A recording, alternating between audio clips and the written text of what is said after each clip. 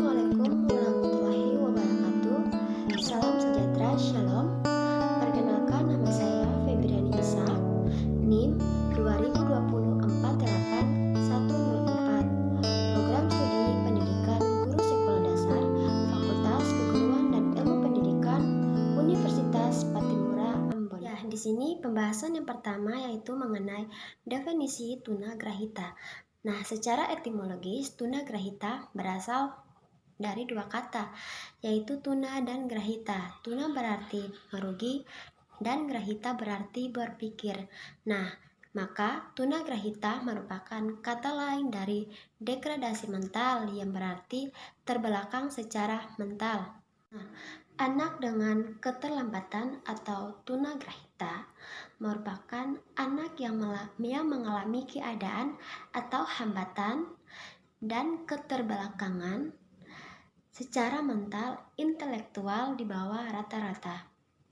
Selanjutnya yaitu membahas mengenai hambatan belajar pada anak tunagrahita. Anak tunagrahita ini mempunyai hambatan kecerdasan intelektual pada bidang akademik seperti membaca, menulis, menghitung, kegiatan sehari-hari dalam hal bersosialisasi, dan lain sebagainya. Anak tunagrahita cenderung sulit untuk bisa membedakan abjad, huruf, maupun simbol, sehingga anak tunagrahita ini sangat sulit untuk membaca kata maupun kalimat.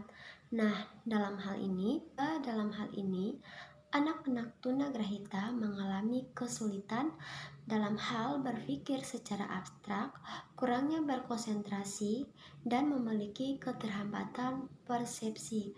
Nah, sehingga mereka sangat sulit untuk membedakan huruf, abjad, dan juga simbol.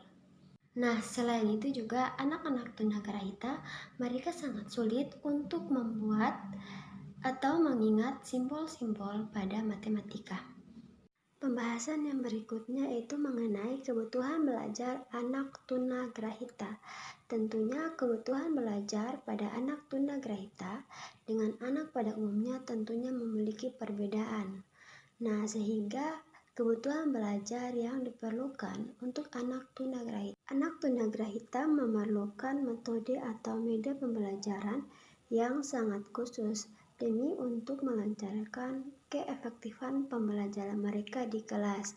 Maka dari itu, terdapat media dan strategi pembelajaran untuk anak tunagrahita.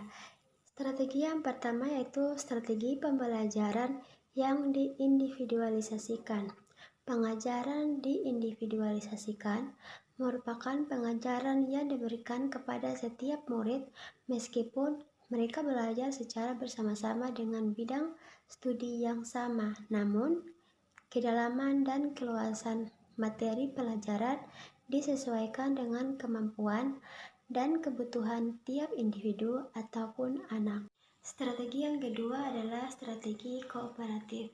Strategi ini sangatlah cocok bagi sekelompok murid yang memiliki kemampuan heterogen. Nah, keunggulan daripada strategi pembelajaran kooperatif adalah meningkatkan bersosialisasi antara anak normal dengan anak tunagrahita. Selain itu juga mendapatkan penghargaan dan sikap positif terhadap hasil belajar anak tunagrahita. Strategi yang ketiga yaitu strategi memodifikasi tingkah laku. Nah, di dalam strategi memodifikasi tingkah laku ini terdapat 3 hal yang sangat penting. Yang pertama yaitu digunakan untuk menghadapi anak tunagrahita. Nah, dengan tujuan untuk mengubah dan menghilangkan. Nah, di dalam hal ini yaitu guru harus terampil dalam mengubah dan menghilangkan tingkah laku anak tersebut. Nah, dengan itu dibutuhkan reinforcement, yaitu di mana guru harus memberi pujian terhadap anak tunagrahita tersebut. Yang berikut yaitu bahasa yang digunakan. Bahasa yang digunakan adalah bahasa yang sederhana, yang mudah dipahami oleh anak-anak tersebut. Nah, dan bahasa itu juga tidak berbelit dan sangat jelas, dan kata-katanya itu sering didengar. Yang berikut yaitu media pembelajaran. Nah, media pembelajaran sangatlah penting bagi sebuah pembelajaran, khususnya bagi anak-anak tunagrahita. Nah, di mana karena anak-anak tunagrahita mereka tidak bisa dapat berpikir secara abstrak. Nah, sehingga mereka itu lebih dapat kepada hal-hal yang konkret. Nah, sehingga diperlukan media pembelajaran yang sangat memadai, seperti yaitu media pembelajaran. Adapun media pembelajaran untuk anak tunagrahita untuk kematangan motorik yaitu berupa pansel. Nah, selain itu juga media pembelajaran yang diperlukan untuk anak-anak tunagrahita berupa angka, abjad, dan lain-lain sebagainya. Yang berikut yaitu penempatan anak tunagrahita di kelas. Nah, anak tunagrahita sebaiknya ditempatkan di bagian paling depan dan ditempatkan dekat dengan anak yang mampu melahirkan sikap keakraban dengan mereka. Pembahasan yang berikut yaitu mengenai layanan pendidikan anak tunagrahita. Nah, tentunya anak-anak tunagrahita ini mempunyai layanan pendidikan yang khusus. Nah, di sini kita lihat yang pertama itu mengenai sekolah khusus anak tunagrahita. Nah, sekolah khusus anak tunagrahita yang pertama yaitu Sekolah Luar Biasa C atau SLBC. Yang kedua adalah Sekolah Pendidikan Luar Biasa C atau SPLBC. Yang ketiga adalah Taman Kanak-kanak Luar Biasa atau TKLB. Yang berikut adalah Sekolah Dasar Luar Biasa atau SDLB.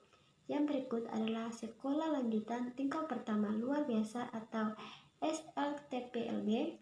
Yang berikut adalah Sekolah Mengenal Luar Biasa atau SMLB. Yang kedua yaitu Sekolah Dasar Luar Biasa atau SDLB.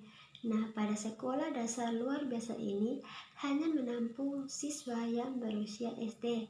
Nah, untuk pemerataan kesempatan belajar bagi mereka.